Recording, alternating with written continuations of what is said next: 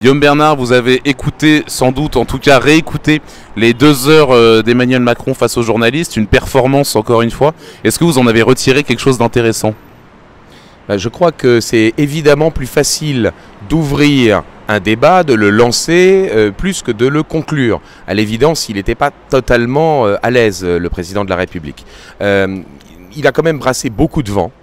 Et c'est, me semble-t-il, significatif du fait qu'il n'a pas fait une bonne analyse de la crise à laquelle nous sommes confrontés.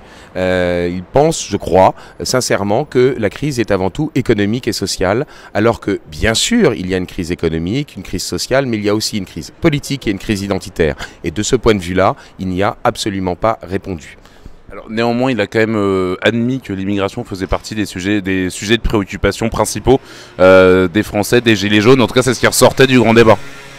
Oui, cela dit, il est bien évident que pour la crise économique, il ne parle pas de protectionnisme, et pour la crise identitaire, il ne parle pas véritablement d'une défense réelle et un contrôle réel des frontières. Donc dans ces conditions, quand on utilise les mauvais moyens, eh bien, on n'obtient pas la fin escomptée qui est d'essayer de réduire la crise et de permettre, dans le fond, que les Français reprennent confiance. Et pour ce qui est de la question politique et institutionnelle, alors là, sa réponse a été, je crois, très en deçà de l'espérance des Français. Alors, il a également parlé de l'Europe, évidemment, ça aurait été difficile juste avant les élections européennes. On a une liste de la majorité très en difficulté depuis plusieurs jours, notamment autour de la polémique liée à Nathalie Loiseau. Une liste qui a vu, dans les derniers sondages, elle s'était fait rejoindre et voire dépasser par le Rassemblement national. Est-ce que Emmanuel Macron peut espérer un sursaut et gagner ces élections européennes ? Je crois très sincèrement qu'avec le taux d'abstention qui est annoncé, personne ne gagnera les élections européennes. Il y aura bien sûr un ordre dans lequel les listes sortiront, mais fondamentalement, le fait qu'il y ait de l'abstention et qu'aucun des partis politiques, après la crise des Gilets jaunes, n'arrive véritablement à réduire cette abstention et à mobiliser des gens qui n'ont pas envie de s'investir dans les élections, ça, c'est quelque chose qui est très significatif du fait que l'offre politique est insuffisante, est insatisfaisante. Donc, oui, Emmanuel Macron peut espérer, par sa position centrale sur le spectre politique, tout de même tirer les marrons du feu. Et c'est d'ailleurs ce qui, pour l'instant, pour l'heure, le préserve, non seulement pour les élections intermédiaires qui vont avoir lieu, les européennes, les municipales, etc., mais aussi peut-être pour 2022. Tant que les autres camps politiques ne se réorganiseront pas, ils ne seront malheureusement pas en capacité, même s'il y a un échec d'Emmanuel Macron, ils ne seront pas en capacité de le battre.